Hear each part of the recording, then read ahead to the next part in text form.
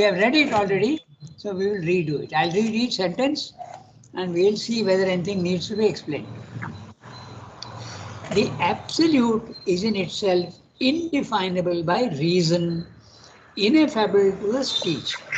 So, what is meant by the absolute? The absolute summit, one, without features, without any description, immutable, silent. This is the absolute. Okay, so in fact, if you go to the absolute, you can't come back because it's only one.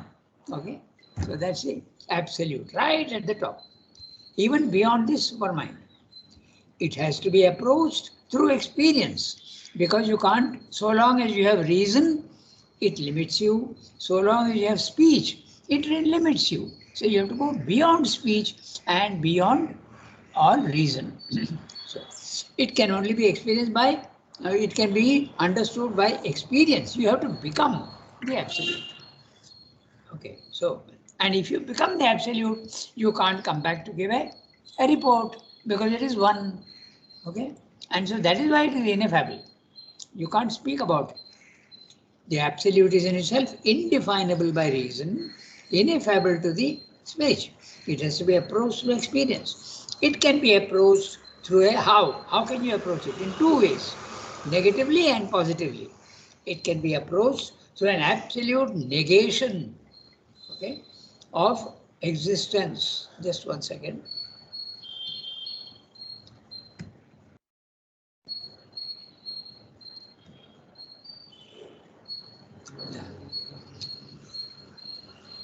Yeah.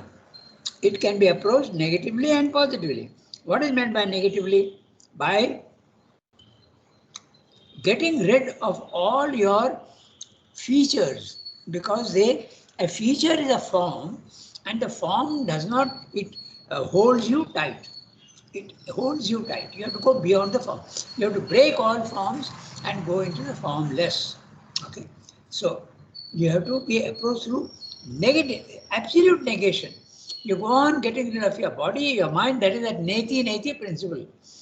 I am not body, I am not vital, I am not mind, I am not ego, I am none of these things. Then what am I? I am pure consciousness. Okay.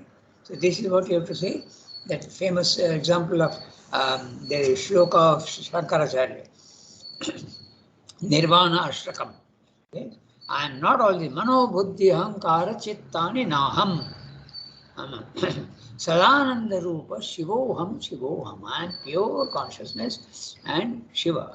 Shiva is auspicious. So, negatively, but also positively. So, this is the Buddhistic method and the Mayavada method. It can be approached to an absolute negation of existence as if it were itself a supreme non-existence. That also is possible. A mysterious infinite nihil. Mysterious, because very difficult to understand how, if everything is non-existent, then it's very puzzling to the mind. No? Then where are you going? So that's why mysterious infinite nihil. It can be approached through an absolute affirmation of all the fundamentals of our own existence. And what are the fundamentals of our existence? There is matter, there is mind, there is life, and all these things are limited at the lower level, but they can be taken to their absolute truth. The absolute truth of matter is subtlest substance. The absolute truth of the vital is pure energy, Shakti at the highest level. The absolute of mind is knowledge at the highest level, Chit, consciousness. Okay. So you can do in two ways. When you go to the second level of the spiritual levels of consciousness, there is a bifurcation. You can go through negation or you can go through positives. Okay. Affirmation, negation and affirmation, both are valid. It depends on what the soul wants. It can be approached to an absolute affirmation of all the fundamentals of our existence. So what are the fundamentals? Just now we saw. Okay. Substance, consciousness, force, and ananda. These are the fundamentals. They are the ultimately when you go to the highest level, these are the fundamentals. Fundamental means something which is existent by itself, and the last. Okay, so through an absolute of light and knowledge. So light and knowledge, when light comes in, there is knowledge. So an absolute of love or beauty, that is Ananda. So an absolute of force, Shakti. So an absolute of peace or silence. All this you can get. You can go either this way or that way. And can you get both? Sri Aurobindo says, yes, you can get both. That's the thing. It can be approached through an inexpressible absolute of being or of consciousness or of power of being or of delight of being, or through a supreme experience in which these things become inexpressibly one. So let's look at what he's saying. He's saying the absolute can be experienced only as an absolute of being. That means only Sat. You are absolutely certain that this subtlest substance is the only reality. There is nothing else. There is no power, there is no consciousness, all these things are not there. That's a Buddhistic solution. Okay? Only existence. That's the only reality. Or you can experience the, is it gone? Yeah. It can be approached through being or of consciousness, so Chit. You can also have Chit, and I'll tell you what he said elsewhere, okay? Or of power of being, or of delight of being. So, or through a supreme experience in which these things become inexpressibly one. You can experience them separately, but you can also experience them all together. That's what he's saying. Okay, so now suppose you experience it through absolute of being. Okay, that's the Mayavada solution. That's the you end up with the Mayavada solution, the Buddhistic solution. Okay, the negation of the physical world. Suppose you experience through consciousness, then you come to the experience of Samkhya, Purusha Prakriti. You are pure consciousness, and you see the physical world as pure movement. So that's another philosophy. If you experience the absolute as only consciousness, or if you experience as only power of being, okay, then you come more or less to the tantric philosophy. Or delight of being. If you come to the delight of being only without consciousness and without substance and all, then it's a Vaishnava philosophy of delight, the play of the divine, okay, Leela. So depending on what you experience, your philosophy will depend on that. That's what he has explained elsewhere. Okay, so it's possible to explain, to experience all these things separately, but Sri is saying you can also experience them all as one. And if you experience all of them as one, that means the substance itself is conscious. The substance is also, it has got power. Your consciousness has got power to do things, and you are also enjoying everything. Then you are in the Satchidananda consciousness. And mind you, Satchidananda consciousness is not located only in one place. Pure Satchidananda is at the highest level, even beyond the supermind. But Sri Aurobindo is very clear. He says that you can experience Satchidananda even on the higher mind plane, level 2, even on the second grade of level 2, that is illumined mind and intuitive mind and overmind. You can experience Satchidananda on all these planes. Our ideas of, like a ladder, okay, that there is only each stage going one by one, geographically located. It's not like that. It's all it's a complex web. Each one is entering into the other. So if you experience separately, these are the philosophies you end up with. And if you experience all together, well, you are in the Sri Aurobindonian path. Okay. Absolute negation, Buddhism. Absolute positivism, affirmation, Sri Aurobindo's philosophy of the evolution and the going to the next level of the divine is very much here, and he is slowly evolving and showing himself.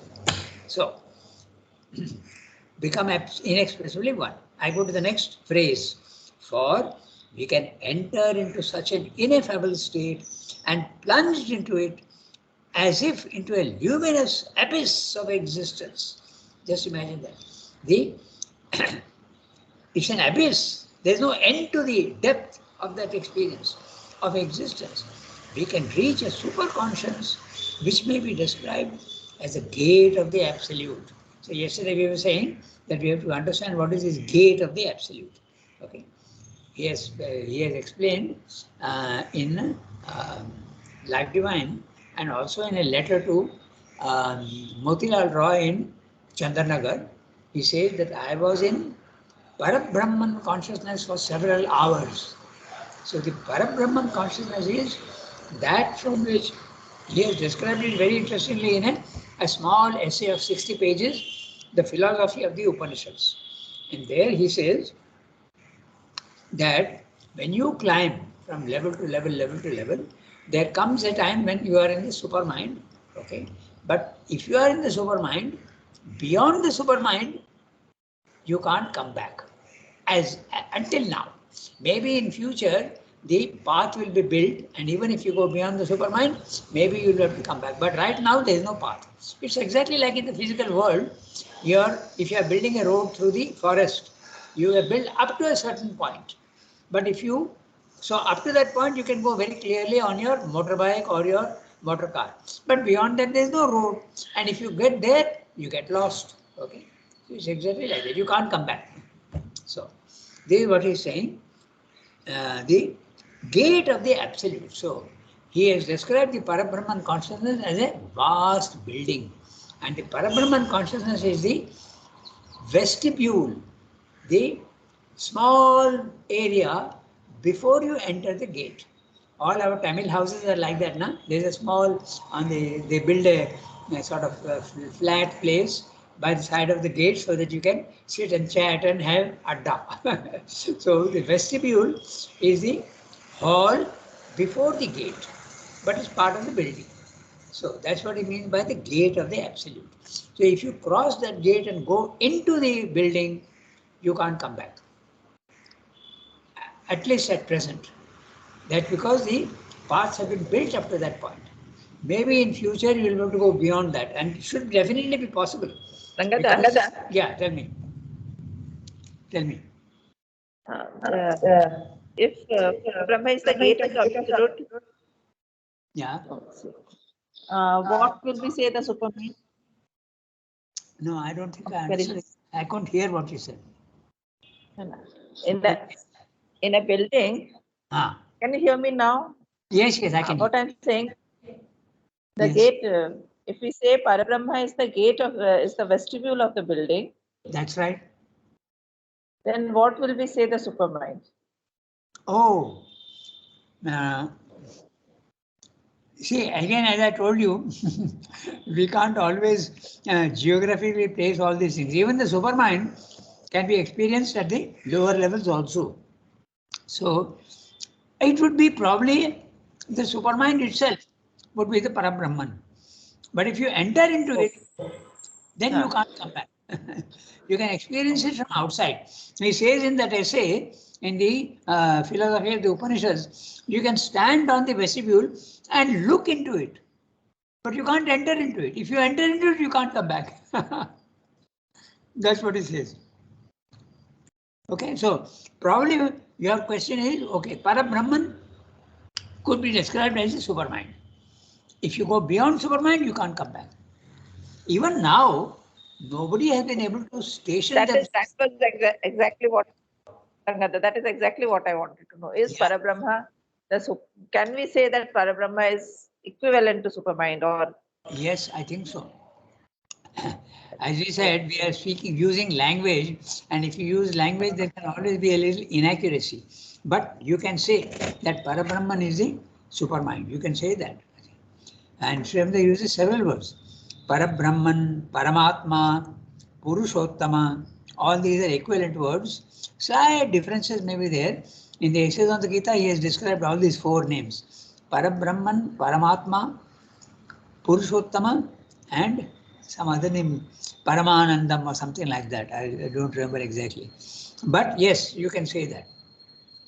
If you cross the supermind level, you can't come back to give a report. And as I was saying, even now, nobody has been able to station themselves in the supermind. You can experience it partly from the lower levels. Srimda was in contact with it, but he says very clearly in a letter which I was reading today in the morning, he says, I have never said that I have achieved the supermind. He says that very clearly. Okay, I have never said that I have achieved the supermind. I am in touch with it. And in Niruddha's letter, in correspondence, he says, I've got the tail of it, I am pulling it. So, his sense of humor, okay. He says, I have not achieved, I know that some people, I won't take names, they say that Sri Aurobindo had achieved the supermind. No, he says very clearly he did not achieve it.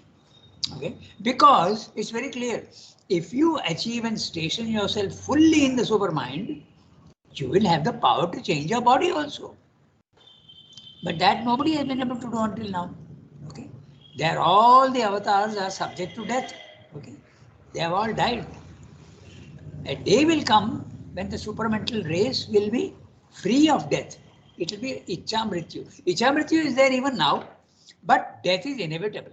But death will not be inevitable for the supramental race. You will be able to create your own body by consciousness, and you will be able to dissolve your own body by consciousness. That will be that is the whole meaning of Savitri, the conquest of death. What does it mean? That means in the physical world, with a physical body, which is materialized supermind. The supermind has become materialized. Okay, it's a substance. In fact, the mother has described the substance in the agenda. She says it's like a golden, like a golden clay. Okay, and Puranaji is playing with that substance. He says Puranaji was Anuben's father, and he was one of those called first for yoga. He came to Sri Aurobindo for making bombs. But Sri Aurobindo said, don't worry about bombs, India will be free, you come and do yoga. So then he came. So can I ask a question? Yes, go ahead. That means when the supermind was pinned down in Sri Aurobindo's body, he had to give up his body. No, the supermind did not come down into his body. It was the overmind that came down into his body. No, I'm talking of when he left his body and there was the golden glow. Yes, yeah. Which was the supermind's glow. I'm not sure of that. I mean the supramental's glow, no? So his supreme sacrifice was to go into the supramental and then he can't come back. So he had to sacrifice his body. Probably that is the truth. Probably. But these are great mysteries of which we can't be sure of anything. Even mother has not commented on it. She only says that it was a great sacrifice, but she has not described the thing. But one thing she said, that she has gone into the subtle worlds and there he is working. Komila travaye. She says how much he has done work there. He was helping mother. Mother is in the lower plane and he is there in the higher plane. And every day they used to meet in the subtle planes. Every day. And she is described in the agenda all her experiences with him in the subtle world. Yeah. So I think what you're saying, there is certainly an element of truth in that. But that overmind, that glow which everybody saw, okay, that golden glow, many people saw. And it was there for 5 days. 1.5 foot above the body, all around the body, there was this golden glow. And slowly it decreased. And that is when mother decided to put the body in the coffin. In fact, Udar was protesting. And he said, Mother, why do you want to do that? There is no sign of decomposition in the body at all. Why are you doing that? But mother said, no, the golden glow has gone. So we will put the body in the coffin. That was the thing. So what it was exactly, how can we mere puny mortals say what it was? But the overmind also is, remember that there is an overlapping of overmind and supermind. So, and also another interesting detail, in Savitri, the book of death is incomplete. That's very interesting. So what you are saying, it does tally with this. It's like almost saying, let me experience death fully, and then I will write about it. Maybe he'll come back and finish the Savitri, those 2 cantos. It starts with canto 3, Canto 1 and Canto 2 are not written. So maybe that's the experience, the thing, and then you will be able to describe it fully as far as possible in words. So Archana, yes. You know, Yeah, tell me. towards the end of his life, if you went and met Champaklal ji, even his body had a bronze look. Absolutely, I agree, because I have seen that.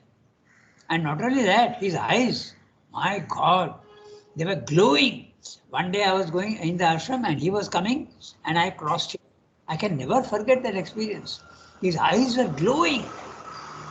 There's no doubt that he had reached a certain level. What level, I can't say. But yes, but of course, one thing, Yasmin, he was always very fair. Okay, he was always very fair skinned. The skin was even before. Yes, he was very fair. Just like Ravindra ji, just like Jagannath ji. In fact, they were so fair that you would mistake them for Europeans. Okay, but the European fairness is sometimes very ugly. It can be blotchy and it can be white. But our Indian fairness is very beautiful golden color. There is a small tint like the Kashmiri color when it is there in all over India. Okay, even a fair Tamil girl will have that texture. You know, the slight, beautiful, not white. It's not white at all. It's not ghastly white. Yeah, exactly. Wheatish. Wheat color, like slightly wheatish. Yes, wheatish, correct. But even wheat is not a very good description, na? Because wheat is brown. But this is a slightly golden color. So anyway. No, but when I saw him, he was not fair. He had a bronze golden look. Yeah, I agree. You know, when he had that Mod Vrat and he did not leave Sri Aurobindo's room, and we had to have a special pass to go and meet Champaklal ji. Yes. That time he had a golden glow around. Yeah, that was towards the end, na? But Yes, even in the beginning, he was very fair always. He was always very fair. We have seen him right from the early days. Yes. Yes, Rangata, I have seen him once, as Yasmin was saying. And I remember we had taken a special class. This is in 1986. Yeah. So we had come as a final, we had just completed our final MBBS and come. We had a group of 6 people, 6 students, friends, classmates. So I still remember the vision of that Champaklal. I agree. No, I don't know, because for us it was, for me it was that we're seeing for the first time and the last time also. So the 1986, that is. I still remember I entered the room and it was like brightness of its own, the golden brightness. Yes, and I still remember that. Yes, absolutely. When Yasmin mentioned it, came back to me full living that scene. Yes. His color was fantastic, no doubt. Talking of that, Rangada, I mean, talking of this golden change in color, after I came here, if you must be knowing very well, Michelle, who was the sister here. Who? Oldest sister, Michelle. Who was the oldest sister who trained all our sisters who are working at present? Yes. Lipsa, Michelle Lipsa. When I had come, she was in the nursing home in B room, that inside room, no, where with that AC room where patients are kept. Yeah. And I remember I was in this thing. I mean, for me, it was a different experience after. So when I entered the room, I still remember even her color was not exactly white. They are foreigners are white, but it had a different yellowish color. And this change I had even seen in Vishwavandhuda. Just talking of golden color, maybe when you grow up here, when you come from outside, you feel the difference, maybe. Because even in Vishwavandhuda, I had noticed that change when towards the end. Yeah.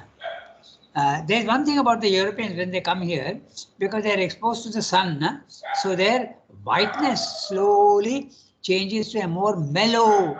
It's not white anymore. Okay, it becomes. Rangad, I'll explain you. It was not. I'll tell you. I had asked somebody, "Do we apply haldi?" Because she was there 2 or 3 days after I came here. She left her body, and I had gone to the for a cremation. And I had asked somebody, "Do we apply haldi before the cremation?" It was that yellow. Now I remember. Achha, okay. She had cancer. Huh? Michelle. Yeah, yes, yes. Michelle Lipsa came in the late 50s, and she was a very young girl, and she was a good-looking girl, and she used to teach us biology because she had nursing training. Yeah. And she used to teach us biology, and later on she was also there with us in the Sanskrit class. Okay, we used to do the Gita together. So Michelle Lipsa, yes, I know very well. But she had cancer. Yes, Rangad, all that I know. Yeah. But different, I don't know. It may be my eyes or actually, I don't know, but I had felt that. In 2 people after I came here just before their death, just before they left their body. Yeah. Michelle was, very, mother had given, because the Europeans they're not used to small rooms like the Indians can manage. Na? So she had given Lipsa a whole house. Okay. So, like also our Shanalda. Shanalda had treated those, so he had a whole house. That house was now, it has become so many departments. Na? That is where now our homeopath, what's his name? Debu used to be there. Now with Prema, he is there. So that building was given to him fully. Mother's, she was so grateful to Sanalda. The whole house was given to him. He used to have his operations also there below, and he used to live upstairs. So now it has become the dancing hall and the homeopathy clinic, and below there is a dentistry. Okay, so it has become a multi-departmental building. Okay, so all history. Shall we go back to our text? So, the gate of the absolute, okay, is the Parabrahman consciousness. And once you enter, you can go up to the vestibule. You can remain outside and look inside.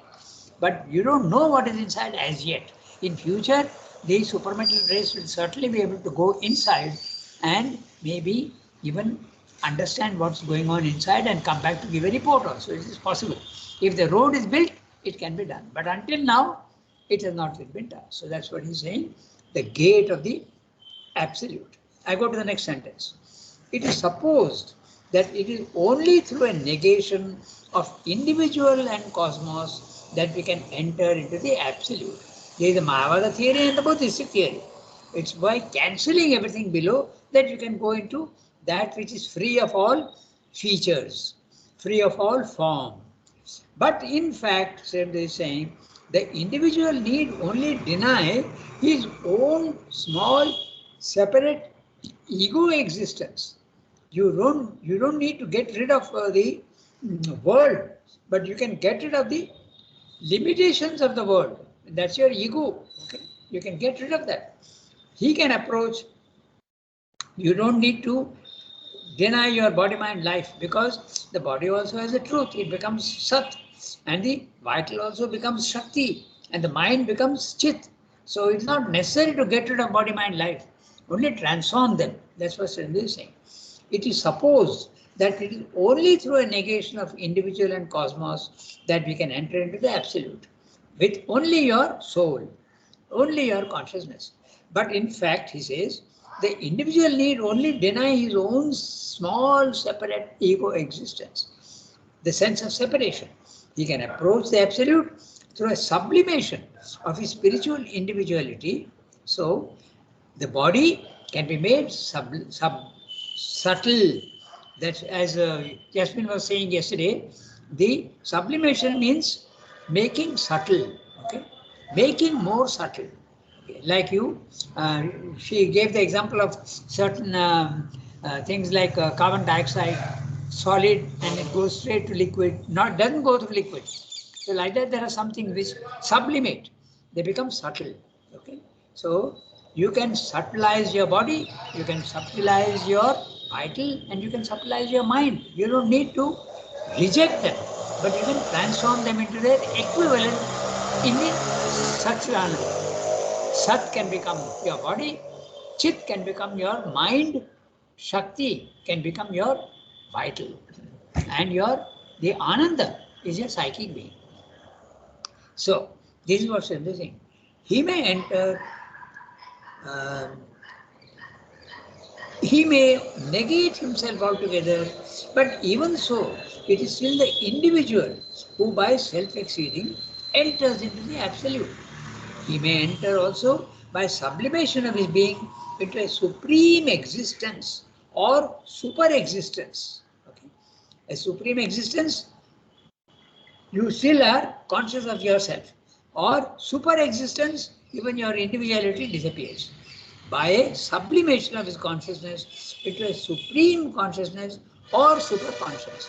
So Sridhar is making a difference between supreme consciousness and super consciousness. I think what super consciousness means, you can't come back to the very core. It's possible. By a sublimation of his and all delight of being into a super delight or super ecstasy.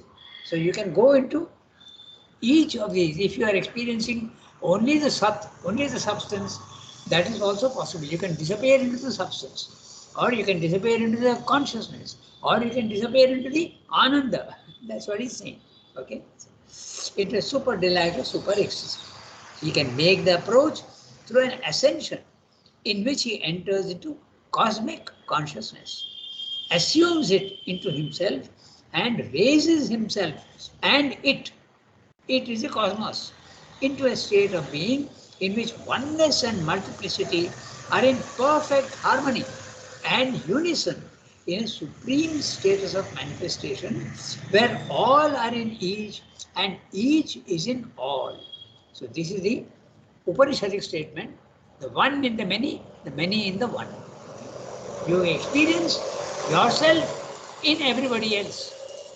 The sonnet, one is reminded of the sonnet where he says, to whichever person I turn, I see myself, but in another face.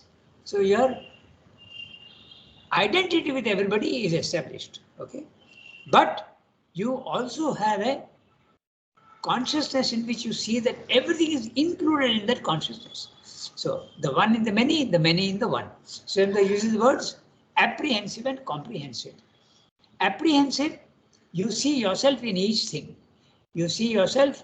Now, if I could see that, I would see myself in all of you. Okay, they're very far away, but that is what Sridhar is saying. Or I could see all of you in my own consciousness. So one in the many in the one. And the third one is the one becoming the many. It is not that the divine himself has become the matter.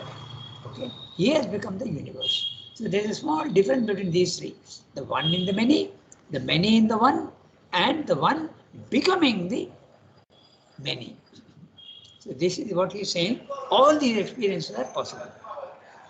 Okay, so for and all in the one without any determining individuation. Now he has used the word individuation. That's interesting. I don't know. I have not looked into it very carefully, but whether there is a difference between individuation and individualization, I don't know. But both the words exist. Here he uses the word individuation.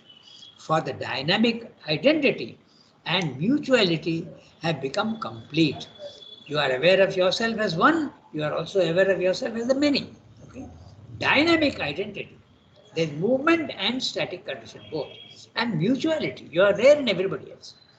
On the path of affirmation, which is Sri Aurobindo path, it is this status of the manifestation that is nearest to the absolute. The status of the manifestation. The status means the silence that is nearest to the absolute. That's an interesting statement he's making. In other words, the movement always seems to be a little far away from the absolute. So, the nearest to the absolute. In fact, the movement also is in the absolute, but when you go up, you see that the movement becomes static. It is power without movement. Okay, so he is using the word nearest. That means the others also are there, but not absolutely as near as the static condition. This paradox of an absolute, which can be realized through an absolute negation and through an absolute affirmation, in many ways can only be accounted for to the reason if it is a supreme existence which is so far above our notion and experience of existence that it can correspond to our negation of it. Our notion and experience of non-existence, but also since all that exists is that whatever its degree of manifestation is itself the supreme of all things and can be approached through supreme affirmations as through supreme negations, because they are really the same thing. That's what he's saying. When something is absolute and featureless, you can see it as full and you can see it also as empty. Okay? So that's what it's saying. And that's not possible for the mind to understand this. But it is possible to experience the absolute in both the ways. An emptiness as well as a full of features. Okay? So, the absolute is an ineffable X. X is the unknown factor. But when you go there, it's not unknown anymore. It becomes very, very well known. Overtopping and underlying the immanent and essential in all that we can call existence or non-existence. At the highest level, existence and non-existence are the same. Okay? It's like the best example we can give of how we can understand this is the water. No? A water which is absolutely stable. But to imagine that, I always give the example of a glass of water on the table. Okay, so glass of water on the table, you start with that. But this water is not moving. It is absolutely pure, fully transparent. Now make that glass bigger and bigger and bigger and bigger. Now that it becomes infinite. Now the glass is not seen. Only the water is seen. Okay. So if you call someone who has not participated in this experience and ask him, what are you seeing? He is likely to say, I am seeing nothing. Huh? So he is a Buddhist. And someone else who has participated in the experience, he knows that there is water. He knows that there is something there. He says, no, I can see the water. I can see that it is full. It's not empty. So then you are the integral yogi. Okay. So it's possible to see in both the ways, and the absolute cannot be limited to any one form. It can take any form. It can be seen as absolute non-existence, and it can also be seen as total existence. There's no contradiction if you think of the example of the water. So that completes the para. So now we go to the next para. We have time. We have only 3 minutes. We had a lot of discussion about past ashram history. Let's read the next para. No? So, how big is it? It's not very big. We can read it. So, Sunki, today you will read? Yes, I will read. Go ahead, read it. We'll discuss it next week on Wednesday. It is our first premise that the absolute is the supreme reality. But the issue is whether all else that we experience is real or unreal. A distinction is sometimes made between being and existence, and it is supposed that being is real, but existence or what manifests as such is unreal. But this can stand only if there is a rigid distinction, a cut, a separation between the uncreated eternal and created existences. The uncreated being can then be taken as alone real. This conclusion does not follow if what exists is the form of a being and substance of a being. It would be unreal only if it were a form of non-being, asat, created out of the void, sunya. The states of existence, though through which we approach and enter into the absolute, must have their truth. For the untrue and unreal cannot lead to the real. But also what issues from the absolute, what the eternal supports and informs and manifests in itself, must have a reality. There is the unmanifest and there is the manifestation, but a manifestation of the real must itself be real. There is the timeless and there is the process of things in time, but nothing can appear in time unless it has a basis in the timeless reality. If myself and spirit are real, my thoughts, feelings, powers of all kinds, which are its expressions, cannot be unreal. My body, which is the form it puts out in itself and which, at the same time, it inhabits, cannot be a nothing or a mere unsubstantial shadow. The only reconciling explanation is that timeless eternity and time eternity are two aspects of the eternal and absolute, and both are real, but in a different order of reality. What is unmanifest in the timeless manifests itself in time. Each thing that exists is real in its own degree of the manifestation, and is so seen by the consciousness of the infinite. So it's a very interesting para. We'll see that on next Wednesday because it requires a lot of looking into. For instance, he is saying that you have to make a difference between existence and being. So exactly what does it mean? Okay. So I'll just, before we close, I'll just say being, he is now talking of matter. Okay. Gross matter if you want. Okay. Or existence. Right? Existence,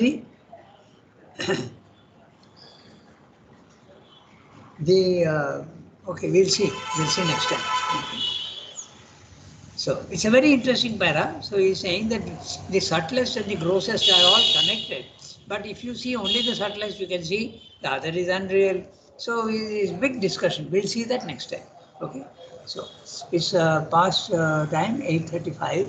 So we close here today, and I bid everybody au revoir and have a nice day. Tomorrow is